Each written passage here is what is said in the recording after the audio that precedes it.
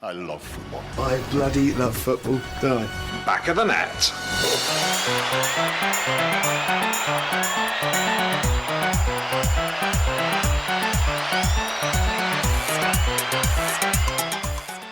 Welcome along to the DLR Waves Show. We are back after a little break.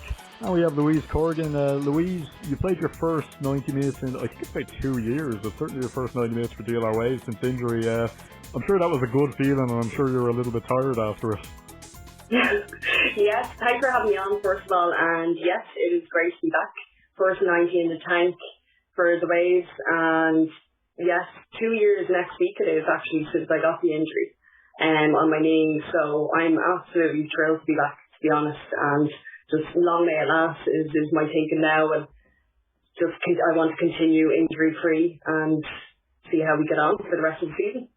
You made your return kind of late last season. You came on as a sub, and you've made a few appearances. You had another small injury, and you've kind of had a few sporadic appearances. So I'm sure that 90 minutes is a big kind of weight off your shoulders. I'm sure that was, you're an experienced centre back. You're not really going to change the centre back unless you're bringing on an experienced centre back. So I'm sure it was a big weight off your shoulders to finally play the 90 minutes. Yeah, definitely. I kind of, consciously you're thinking, God, I haven't played 90 minutes yet. Am I fit enough to last the whole game? Especially because I didn't get that exposure last season. And then I kept picking up little niggles, as you said. And just in the first half of this season, I did have another kind of knee-associated injury that kept me out for about 2 months. And yeah, it was just about taking my time then getting back. And then this half of the season went into the P-Mount game, 65 minutes or so, into the treaty game, 45 minutes, and then bam, you're 90 minutes to get to Wexford. So I was delighted. Calves were a bit sore there, you might have seen at the end. They cramped up on me, but I just kept pushing through, and it was, I don't think Graham was going to take me off anyway. As you said, you don't tend to take your centre back off as a change for a sub, but I was delighted to get that in, and now I feel more confident as well that it's no longer am I fit enough. I know I'm fit enough now, so it's about just I don't know what I'm going to do about the calf. They're still a bit sore, would you believe, from the cramps, but it's minding myself a bit better, I suppose, this time around as well.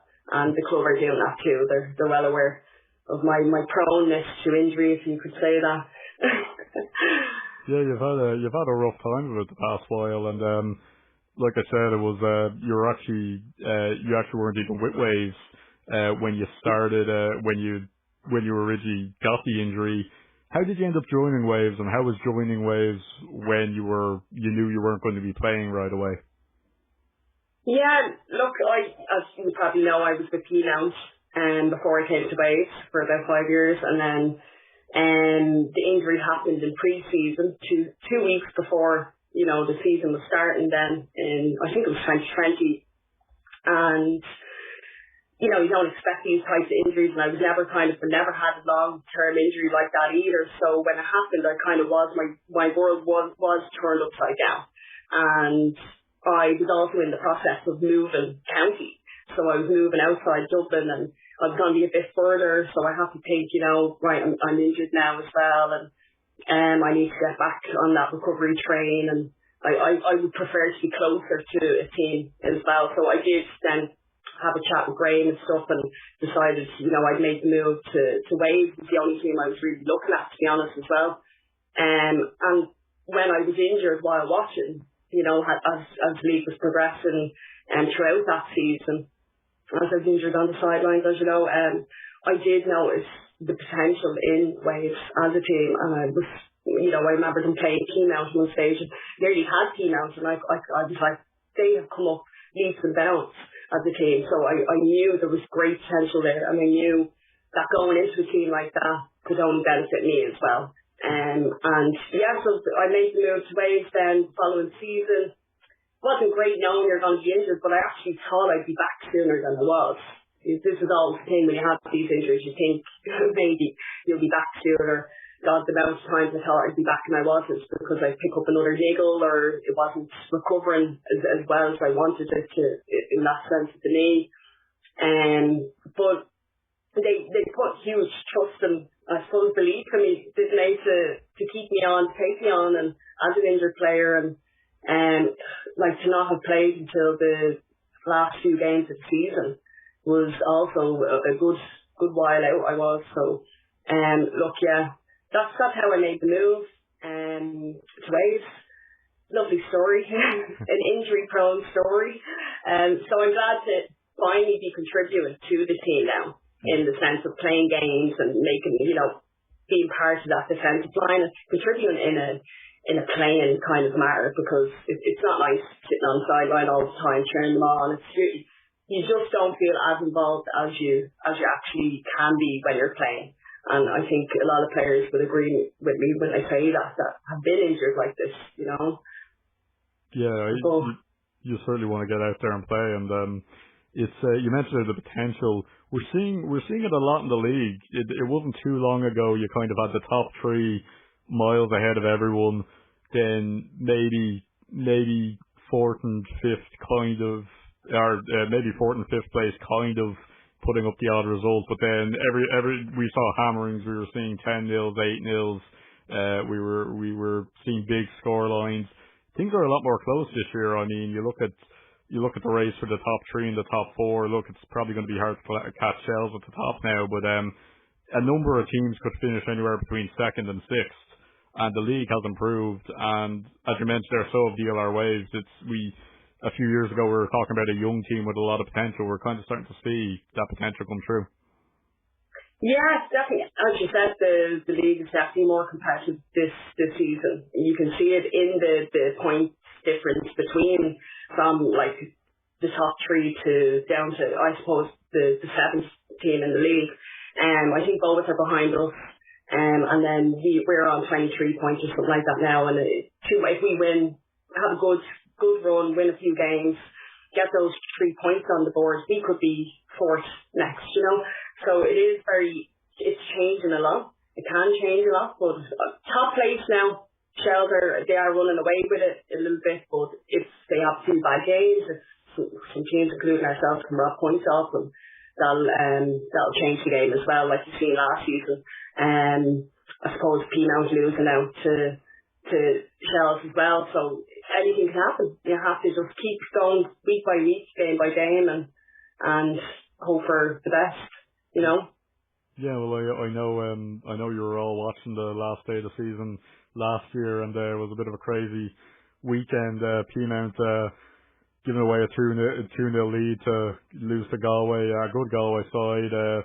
Shelburne beating Wexford. Wexford didn't have a goalkeeper in goal. It was quite a hectic day, and it was probably a good time to have it on television. And it's actually been we're recording this on the Wednesday. It's actually been announced the first 3 televised games on TG Cahir. So we were talking a bit there before we started recording.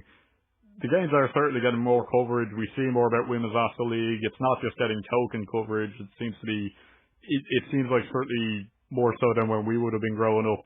You hear a lot more about women's football, and that can only be a good thing.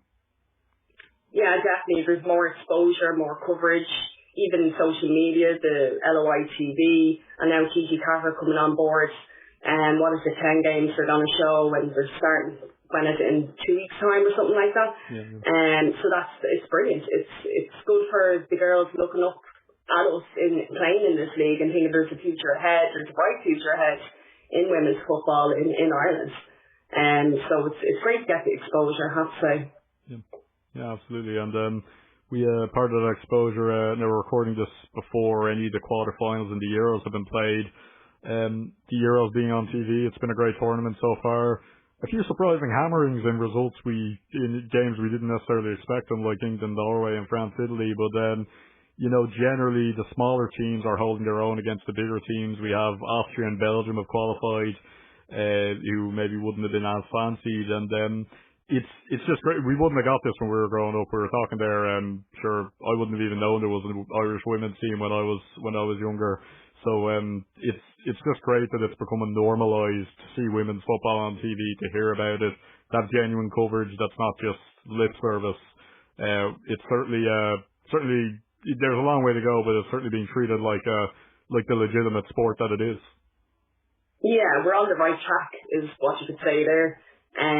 With given women's sports, not just soccer, but I think it needs to be done all across the board in the sense for rugby, hockey, all other sports, swimming, anything, and to give women more exposure in that sense. And I think they're starting off on the right track doing this, and with the Euros being live, and I think a lot more people are tuning in to watch and even going to watch the games, the crowds that they're getting, which is amazing.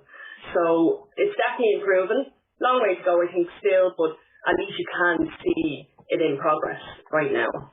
Yeah, long may it continue. Yeah, hopefully. Yeah, hopefully in 10 years' time we have as many household women's players as we do men's. In terms of yourself then, were you always going to be a footballer when you were growing up? Because we're like, I know at our age group you were kind of having, it would have been very noticeable if a girl was on a boys' team. You would have had mainly boys playing, and then there was 1 or 2 times a year you'd play against a team with a girl in them. So it must have been something you were very dedicated to playing up to be able to kind of I guess be one of the only girls on the team. Yeah, like a lot of girls my age, I started off playing with boys, and then joined the boys team and was running the goal, of course.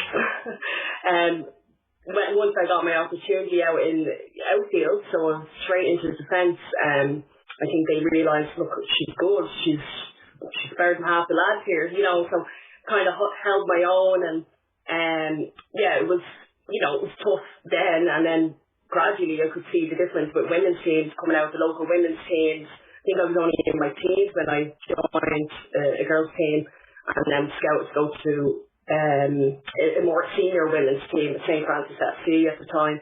Don't know if you know them. It's making me feel old talking about it. Going back. It's different to today. I think there's a lot more underage teams for girls, which is great to see with all the teams across the league.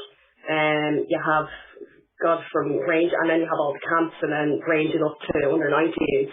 So it's great to have those getting the exposure as well, and girls being able to see a future ahead. Like personally myself, I didn't see a future in football at the time, and in my family I was always kind of encouraged to go towards my career and college, and that was my focus then, and hence I kind of looked into teaching. I'm a post-primary teacher, and that's why I was in Spain for a period of time as well. So I kind of focused on my teaching career, to be honest, and football was always my passion, my hobby, my sport, which I do love. And, looking back now, I probably could have pursued a career if I really wanted to, but part of me did and part of me wanted to teach. And, I enjoy working with kids and being able to help kids now, helping them with Spanish, I suppose, I enjoy that atmosphere as well while I have this on the side kind of thing. So,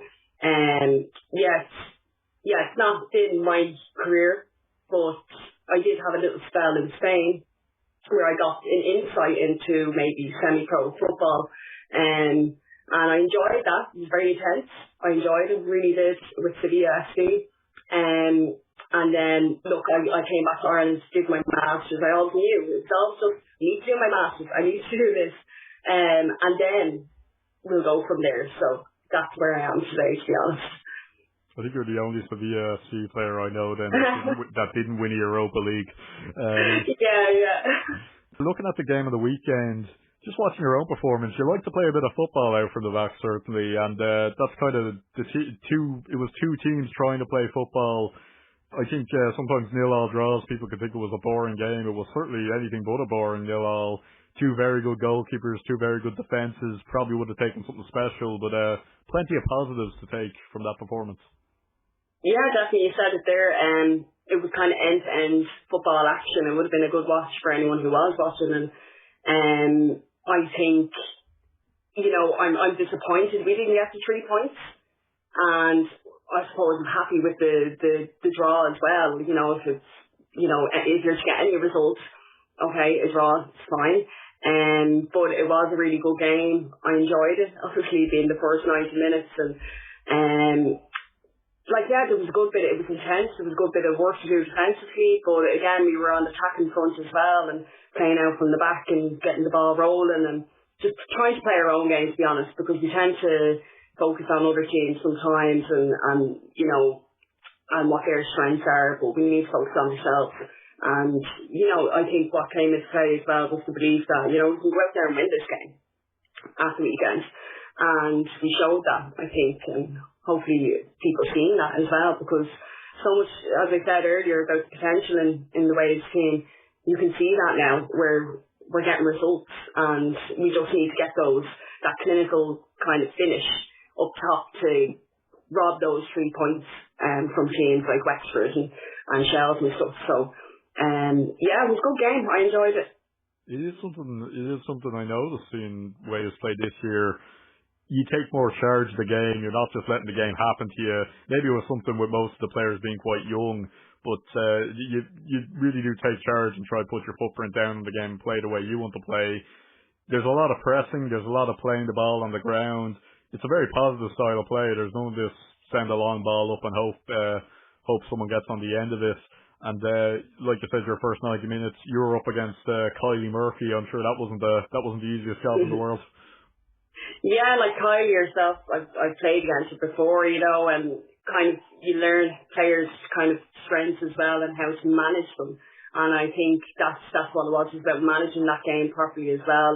Ellen, this is the first time I've played against her. I can't remember when I played the team after she was playing then, I don't know, but she was quite tricky. They're very technical, they're good with their feet, you know, and then they had other players coming on that were fit and young, and there's us in the back, me with the cramped and calf.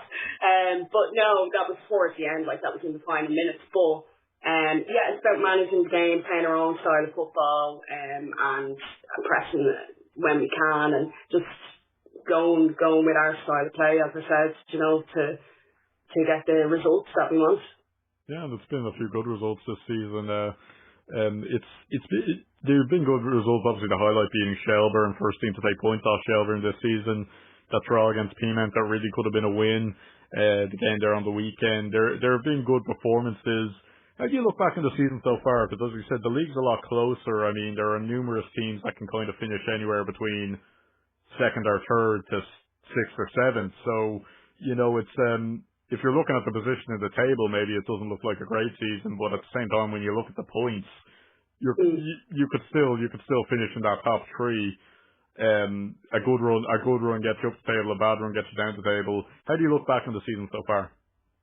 That's it. Like, when I look back at the first half, I wasn't featured really in that with injuries, I suppose, as you know, but it was a good first half of the season. Maybe we didn't take the points when they were there because maybe just that clinical side of things where we can rob points from those types of teams that are in the top half of the table, and consistency in that sense.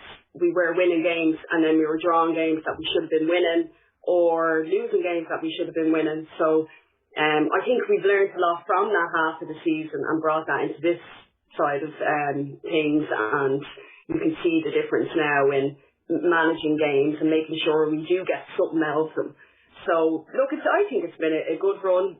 As you said, the league is the teams in the league is more competitive, and the points difference isn't a lot. So if we have a good run at things, we'll be getting back up into the top four. Can we get into the top three? I do think we can. It's just a matter of how are the other teams going to play out as well, and that are in the upper half to us, you know.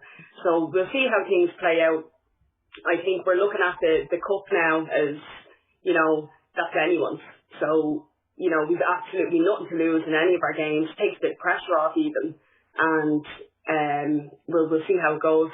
But the plan is hopefully now out for that quarter final against Wexford into the semis. But we take game by game, you know yourself. I'm thinking way ahead here. But next game is against Cork this weekend away. So looking to get those 3 points, definitely that's the plan of action, you know. How is it going on those long trips on the bus? It seems like everyone gets well on the team. I've heard some of the music taste can be questionable at times. Yeah, I've heard a lot about this music thing now. Kate's a lovely singer, and Carla has. you see Kate's a lovely singer. She completely disputed that. She said she'd sing if you win the league, but she disagreed with that. I had to reshape the whole interview because I was going to get her to sing for me. She's the only one that will sing on the team. Let's just say that, okay? So we've only one to listen to. Who else? She's a good DJ as well. Carla, she started off on the DJ decks, but a lot of trance going on. I don't know, it was a bit much. She was good me now saying that. But I think Kate Malone is doing a good job at the moment with music, and we'll just stick with her for now. So yeah, it's going well there. And the buzz on the buses are always very crack. Everyone gets along really well. There's good togetherness. I don't like everyone talks to everyone. There's a really good vibe around the team, to be honest.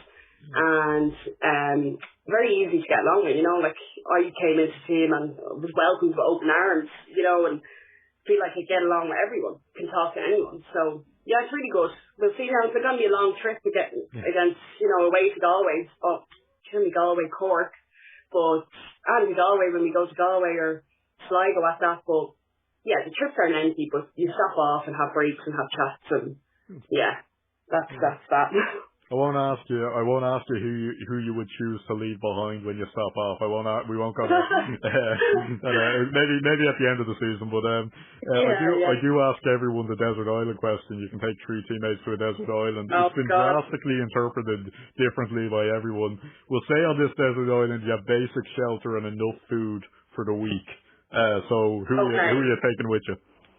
So I need to be practical and, clever here. Let me think. So some people aren't there. Some people just pick 3 people who are a good laugh. So I mean, whatever way you want to interpret it.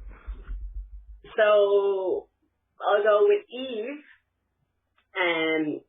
Eve is my saviour. She always saves the day, especially in a football situation. So I'll go with Eve. She's reliable. She's a bit of crack as well. So I'll get good crack out of her, and I know if anything happens, anything goes wrong, she's there to save the day. So, Eve, let's see who else. Do you know what? I'm going to say the McKevitt sisters, right? We're going to count them as one. They count as one, okay. So, Jane and Sarah. I've never had them. I've never had them both on the show at the same time, so for all I know, they're the same person. I mean, well, there you go. There's your next show. The girls are real positive, real optimistic, so if something goes wrong, I know they're going to keep us, we can do this kind of thing. So I'll go with the girls. And I'm going to need, there's a few nurses on the team, so I'm going to pick one of them because, I'm injury prone at times, so I'll need someone that can help in that sense. Let's go with, bring back Catherine. Yeah, okay. We'll bring back Catherine. She might be back, and I go with Catherine because she's a nurse. She can sort us out if anything goes wrong. Yeah, there you go. They're my 3, kind of 4, but I'm counting the girls, the sisters as one. Yeah, that counts as one. Yeah, we'll say that. Yeah. That went better than some of the desert islands, some of the vast there. But Louise, thanks very much. Good luck on the weekend, and it's great to see you back playing. Great to see you back playing full time there for Waves. Thanks, Mel. Thanks for having me. Hopefully plenty more good stuff to come in the season. At @PostFlowSport on Twitter and Instagram. And you can get the DLR Waves Show on our YouTube, and you can subscribe below. Thanks very much for listening, and keep following the Waves.